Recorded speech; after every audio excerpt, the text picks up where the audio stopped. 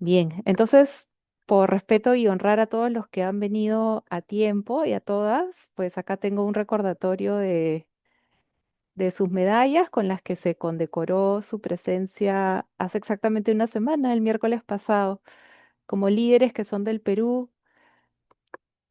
como líderes por los que tenemos una admiración profunda en realidad, porque lo que hacen es sumamente difícil y ustedes no se cansan de luchar, son realmente lo que llamamos infatigables.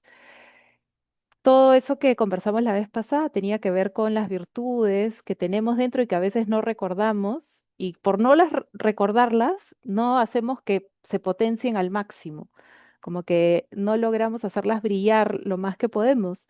Y a veces solo basta recordar esas virtudes para poder hacer que emerjan así en todo su esplendor.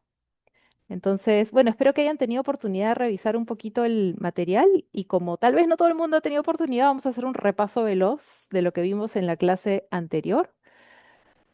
La vez pasada estábamos hablando de los términos de informalidad, ¿no? Porque la gente habla de economía informal, de los informales, y en realidad hay tres conceptos que se usan de manera indistinta y no está bien, pues porque no es lo mismo.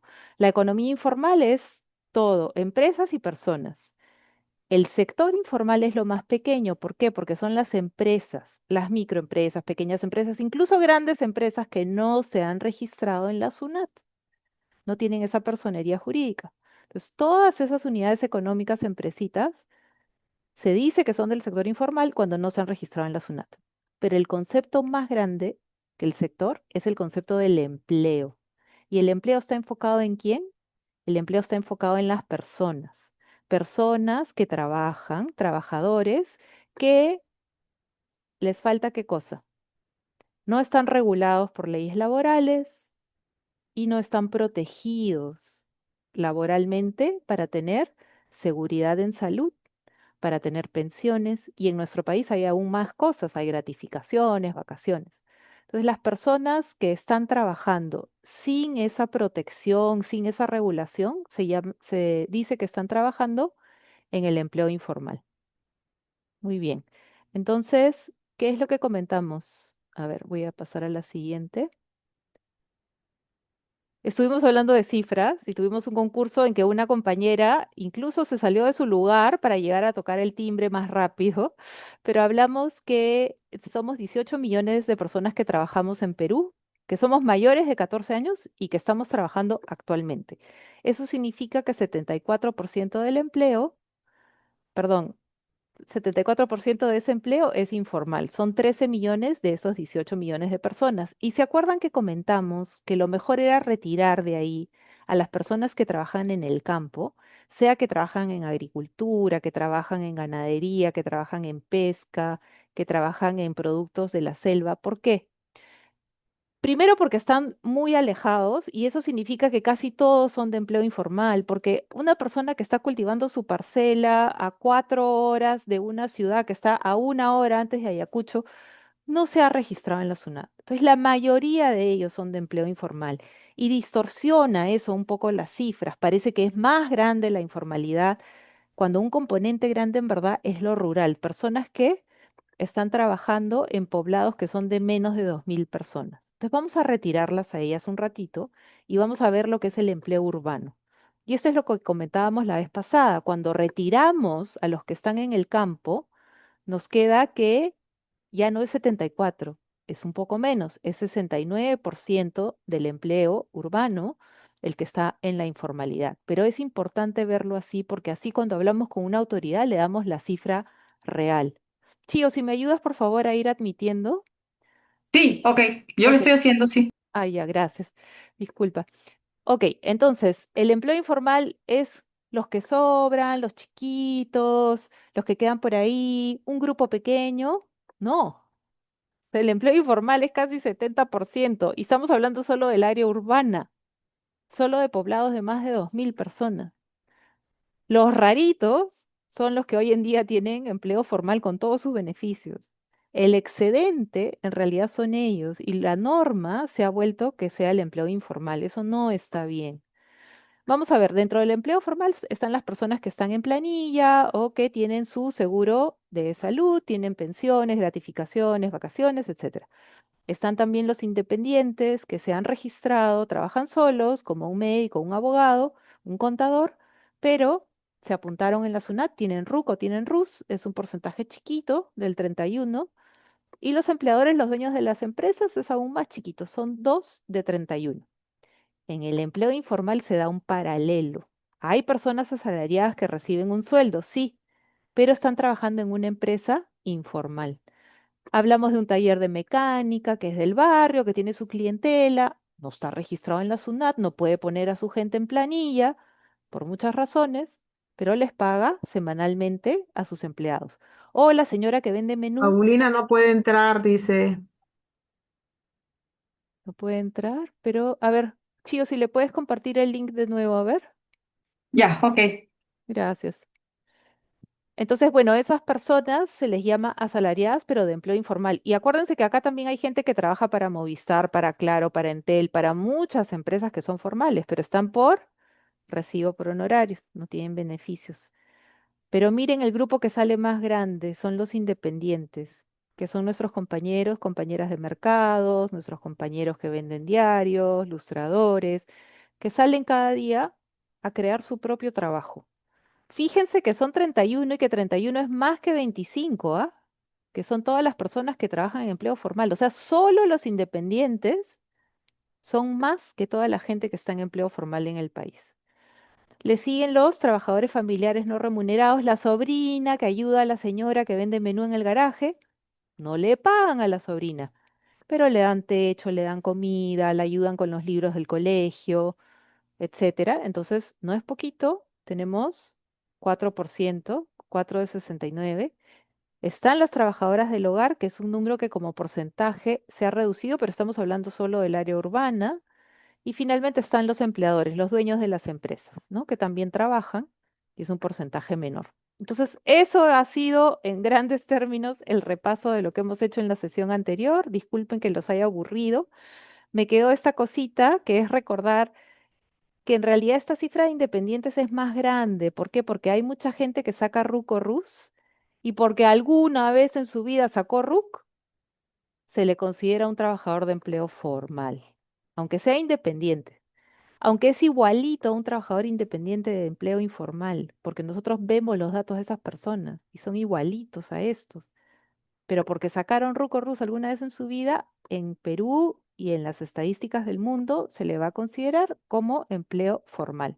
¿Es limitado? Sí, pero acá hay como fácil 2 o 3 puntos que sumarían acá, porque hacen el mismo tipo de trabajo. Y si sumamos a las trabajadoras del hogar, estamos superando el 35% del empleo urbano. En verdad es respetable la cifra. Muy bien, entonces ahora sí entramos de lleno a nuestro tema de hoy. Lo estamos haciendo por Zoom para que nadie tenga que movilizarse y como les dije va a quedar grabado para que lo puedan ver en YouTube. Van a recibir su material impreso y van a recibir también el material que lo puedan ver en su celular. Y vamos a ver lo que es normas. Ahora, normas hay para trabajadoras del hogar, normas hay para canillitas. ¿Qué hay para todos los trabajadores que están en empleo informal? Vamos a hacer un recorrido rápido del tiempo. No sé si alguien estaba vivo aquí en los años 40, pero probablemente sus padres sí. Y es la primera ley que vemos salir para trabajadores que son independientes. Y eran los canillitas, los chicos jóvenes que vendían diarios, que en realidad vivían en condición de pobreza, tanto así que sus pantalones les llegaban a las canillas, los pantalones no llegaban hasta abajo porque iban creciendo y no había para comprarle pantalón nuevo, y por eso quedaron con el nombre de canillitas. Y salían a vender periódico en la mañana y salían a vender periódico en la tarde porque no había televisión y no había redes sociales. Entonces había que tener la última hora, que era el periódico de la tarde. Miren, ¿por qué ellos lograron una ley? Eran los únicos que quedaban fuera de la seguridad social. Imagínense, en esa época o eras obrero o eras empleado. Era poca la gente que estaba llegando, migrando a Lima todavía. Entonces, incluso tenemos la evidencia que en esa época se construyó el Hospital Obrero, que hoy en día es el Hospital Almenara. Y en esa época se construyó el Hospital del Empleado, que hoy en día es el Hospital Rebagliati. Es una evidencia de que en esa época o eras obrero o eras empleado. Por eso los canillitas quedaban fuera, no eran ni obreros ni empleados, y lograron esa ley.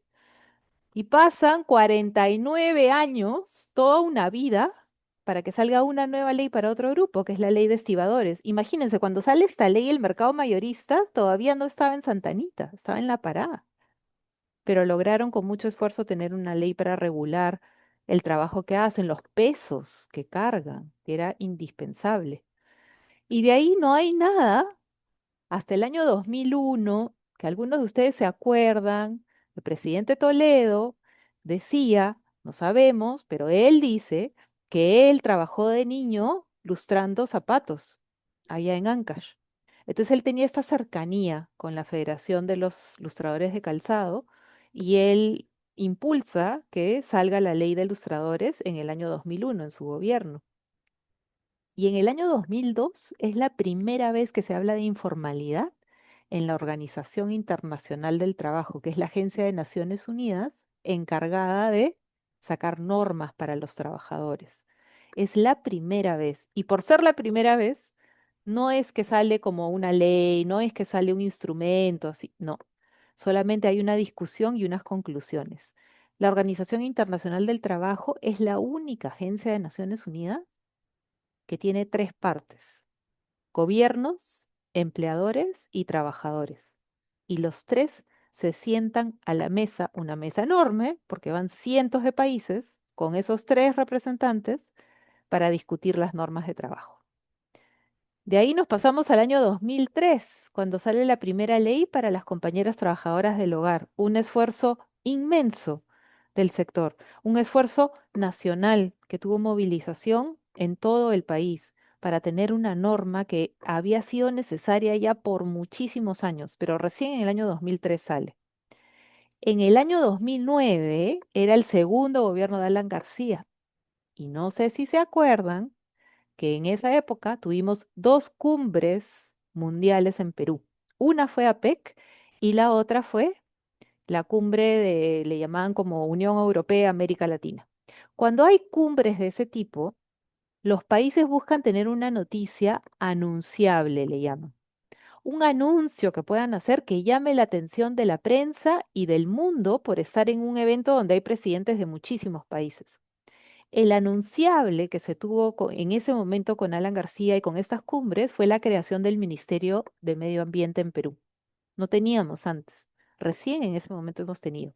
Y eso fue algo que los recicladores aprovecharon para trabajar su ley, que también ha sido un gran logro para ellos, ¿no? Y de ahí no vemos nada hasta el 2020, cuando en pleno COVID, las compañeras trabajadoras del hogar con sus mascarillas están en el Congreso, no les importa lo de la pandemia, están trabajando y logran sacar una nueva ley de trabajadoras del hogar. ¿Por qué? Porque se necesitaba ajustar la peruana a lo que había como un convenio ya internacional. Y vamos a ver eso en detalle A cuando ver, hablemos. ingresé. Sí, Chelita, buenas. Graciela Rivera de Canillitas. Ingresé. Gracias, Chelita. Seguimos entonces. Ahí sí, si Ya, quiere puede listo. apagar su micrófono y vamos a continuar. Ya. Muy bien, ¿Cuál algo para que apagar el micrófono? podemos... Me lo aprietas ahí y acá silencio. Ahí está, ya está apagado su micrófono. Muy bien. ¿Qué es lo que podemos ver? Hemos mencionado varios sectores, pero justo los sectores que les estábamos contando el miércoles pasado, que son los más grandes, han quedado fuera. ¿Se dan cuenta? Comercio en vía pública, que es el sector más grande, y mercados, que es uno de los tres sectores más grandes también, no tienen una ley todavía. ¿Se ha tratado? Sí. Ha habido dos intentos de tener una ley para comercio en vía pública. Ha habido un intento de tener una ley de mercados, pero todavía no se ha logrado el éxito. Vamos a retroceder un poquito en el tiempo. Voy a ir para atrás. Voy a volver al año 2011. Creo que todos estábamos en esa época y estaba de candidato Humala. Para ese momento, muchos de los sectores que estamos acá, mercados, trabajadoras del hogar, canillitas, etcétera, ya trabajaban juntos para influir en lo que los candidatos iban a hacer cuando fueran gobierno. Y se puso mucha presión en dos temas, que no hay guarderías y que por ende muchas trabajadoras van con sus hijitos a trabajar, no hay centros de cuidado infantil suficientes y que no hay pensiones y tenemos compañeras y compañeros trabajando hasta una edad que ya no deberían estar trabajando porque no tienen otro ingreso, necesitan una pensión. Eso lo recogió la campaña de Humala y se acordarán que salía en la televisión que él prometía que si era gobierno iba a haber cuna más y iba a haber pensión 65 y esos fueron los nombres que le dio a esos temas. Y de hecho, cuando Humala gana la elección, aparece un interés de pronto en un momento del año 2012 que había que sacar una ley para el trabajador independiente, la mayoría del empleo del país, que había que sacar una ley para el trabajador autónomo, para el trabajador autoempleado. Y les digo, era una urgencia, porque llamaron y dijeron ahorita, y los abogados del Ministerio de Trabajo estaban ahí, y salió un proyecto de ley desde las centrales sindicales, y salió otro proyecto de ley desde una organización de trabajadores, y salió otro que era el texto del ministerio. La cosa es que finalmente sale un texto del ministerio, sale a consulta, se llama a expertos, el Sí, ya viceministro. ingresé, Carmen Roca que está hablando. Me sale pantalla. De repente le ayudamos a silenciar su micrófono a Chelita. Muy bien. Yo ya ingresé, Carmen Roca está en mi pantalla. Chelita, necesitamos que apague su micrófono, por favor. ¿Sí? Lo podemos hacer nosotros también, me parece. A ver, voy a buscar acá. Chelita. Ya le apagué su micrófono, Chelita, disculpe. Muy bien. Entonces, cuando sale esta cosa que les digo que vengan al Ministerio de Trabajo porque tiene que salir esta ley. ¿Qué incluía ese proyecto de ley? Que para todas y para todos los trabajadores independientes que salen a crear su trabajo cada día, se respetara el derecho a trabajar, primero que nada. El derecho a que no te confisquen ni mercadería ni herramientas de trabajo. El derecho a estar en un registro nacional para que tuvieras identidad. Y si tiene que salir un bono, el bono te llegue, de hecho, y no se pierda en que no te tienen en la lista. Que si sale una norma para dar crédito, que si sale una norma para apoyar tu negocio, que si sale lo que sea, tú estés identificado, que eres uno de esos trabajadores de empleo informal. Había la capacitación, había el crédito, todo eso era parte del proyecto de ley. ¿Qué pasó con el proyecto de ley? No me pregunten porque en realidad no sé por qué perdió prioridad en el gobierno de Humala. O sea, siempre hay urgencias en todos los gobiernos, aparece una y se pierde porque apareció otra emergencia, pero nunca supimos por qué perdió esa prioridad. Puede tener que ver con las personas que estaban en el Ministerio de Trabajo, no lo sé. El hecho es que ese mismo año 2012 también sale una propuesta para darle seguridad social a todas y todos los trabajadores que están en empleo informal. ¿Cómo lo iban a hacer para que no fuera tanto gasto para salud, para el seguro social? No iban a afiliar a Chelita o a Marcolina o a Mabel, iban a afiliar a sus agrupaciones. Yo sé que las trabajadoras del hogar, si están registradas, y así debe ser, deben tener salud, pero la propuesta era que su federación estuviera afiliada a salud. ¿Qué significaba eso? Que iba a haber compañeras enfermas que iban a necesitar los servicios de salud, pero también iban a haber compañeros sanos. Entonces como que se iba a balancear el presupuesto de salud. Y era la forma en que ellos decían, así los cubrimos a todos. No era una mala idea. Sin embargo, cuando cambió la cabeza del Seguro Social, el presidente de salud de ese momento, es otra propuesta que queda en el camino. Tampoco la vimos llegar a la luz. ¿Qué pasa el año 2015? Pues esta vez sí se discute informalidad en la OIT, en la Conferencia Internacional del Trabajo que tiene lugar todos los años en Ginebra, y se aprueba una recomendación. No es una obligación para los gobiernos así como ratificarlo, pero sí es una recomendación clara de cómo se debe hacer la transición, el pasar de la informalidad a la formalidad. Y tiene puntos muy importantes que los vamos a ver en detalle en el tercer módulo de este curso. porque esa recomendación habla de que se debe respetar el ingreso de las personas, que no es de un día para otro que se hacen formales, que es un proceso y que esos ingresos que generan no se pueden cortar abruptamente, sino que es un proceso. Reconoce el trabajo en el espacio público, reconoce muchas cosas, entonces de verdad por eso la estamos guardando para discutirla en detalle más adelante cuando hablemos de la vida sindical y qué significa esa protección. Pero bueno, ahora ya venimos a los años 20, pero 20 del 2020. Ya venimos ahora a la actualidad. ¿Y qué ha pasado? El Ministerio de Trabajo ha tomado un rol importante. El Perú quiere adherirse a la OCDE, que es esta organización de países más desarrollados. Entonces saca en el 2021 una política nacional de empleo decente. Por si acaso, empleo decente es un término que se usa internacionalmente, no quiere decir que hay un empleo indecente, sino más bien quiere decir que es un empleo, un trabajo digno. Digno en el sentido de que tiene cobertura de salud, cobertura de pensiones, tiene un sueldo que alcanza para vivir. A eso le llaman trabajo decente.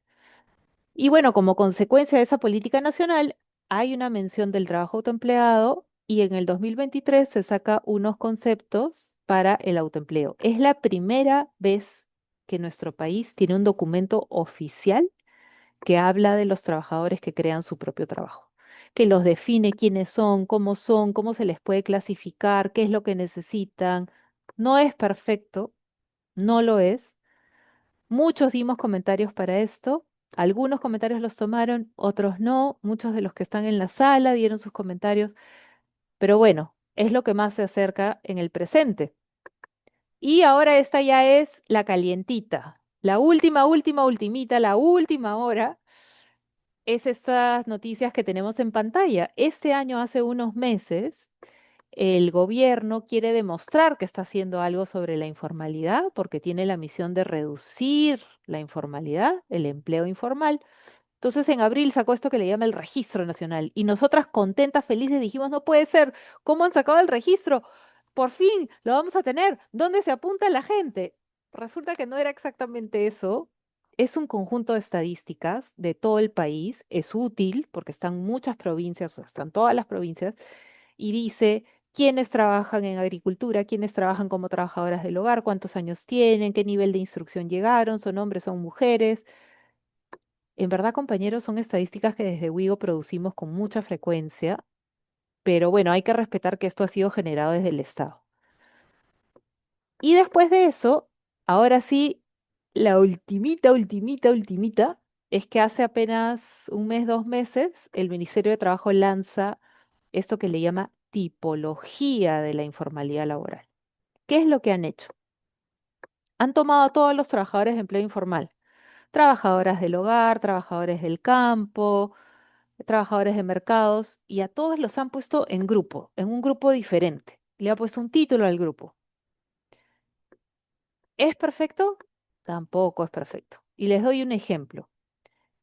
Estos tipos que han hecho, tipos de trabajadores de empleo informal, hay uno, por ejemplo, que es mercados, junto con bodegueros, bodegas, junto con personas que trabajan en kioscos, kioscos de canillitas. Y los han puesto a todos en un solo grupo.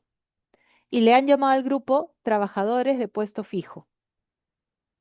Ustedes y yo sabemos que un bodeguero, alguien que tiene una bodega, es muy diferente a alguien que trabaja en un mercado y es completamente distinto a alguien que trabaja en un kiosco de venta de periódicos. Pero lo han puesto como puesto fijo. A las trabajadoras del hogar las han juntado con trabajadores familiares no remunerados. No es lo mismo de ninguna manera, porque en un caso hay un patrón, hay una empleadora. El trabajador familiar no remunerado está trabajando para su familia, con su familia. Entonces hay mucho por trabajar todavía, hay mucho por hacer entender al ministerio y esa es la labor que nos toca a nosotras, a nosotros. Entonces, ¿cuál es la noticia más última? Es que el ministerio quiere entender mejor y eso es algo bueno. Quiere juntarse con ustedes, pero esta vez no quiere juntarse en un grupo grande donde estén todos los sectores, quiere juntarse por sector y están dispuestos a ir donde ustedes estén. Si ustedes pueden ir al ministerio, mejor para ellos.